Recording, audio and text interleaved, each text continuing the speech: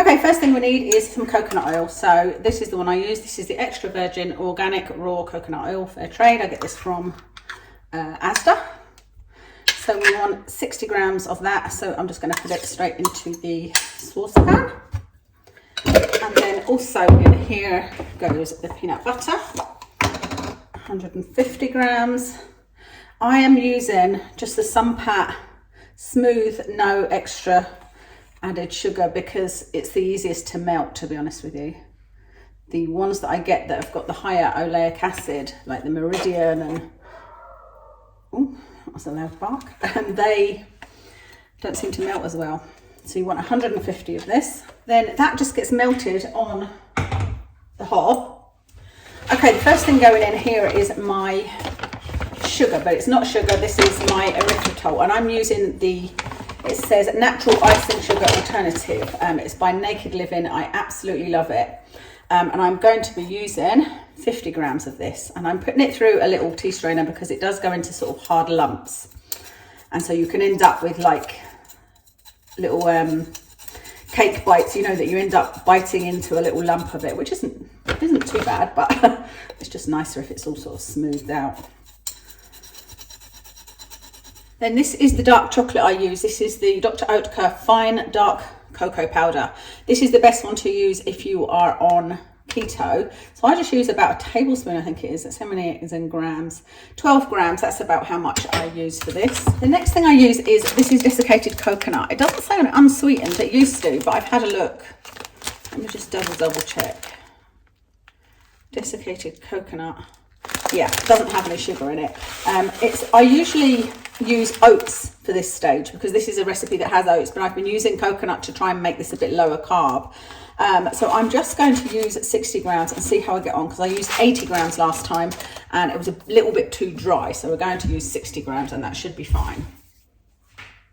At the very end, I'll just add in some vanilla essence to the wet ingredients. So what I've pre-prepared, so what I've got here is a chopping board, and then I've got 2 silicone molds here for sweets. They're just sort of rubber things. I use these for so many things.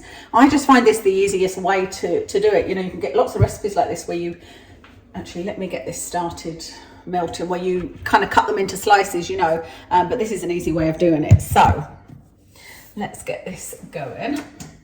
I can't believe I just did this whole thing and I hadn't pressed record.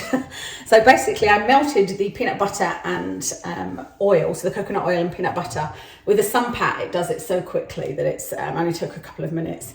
And then I added in the dry ingredients, and I added in another 20 grams of coconut, and this is what the result is. So basically you can see it's kind of like porridge. And I then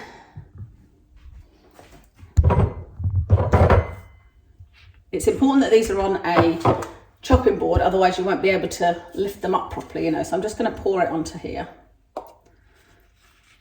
and sort of drag it across, and it's going to fill my little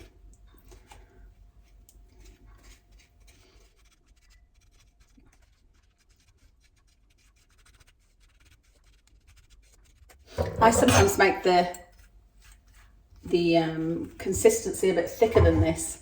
Like I said last time, I made it too thick and it turned out to be too dry. But you just use a knife to scrape off, you know, to even out what's going on here. Otherwise you'll just be left with loads of clumps on the top. There we go. Now you can see the heart shapes once it's sort of evened off.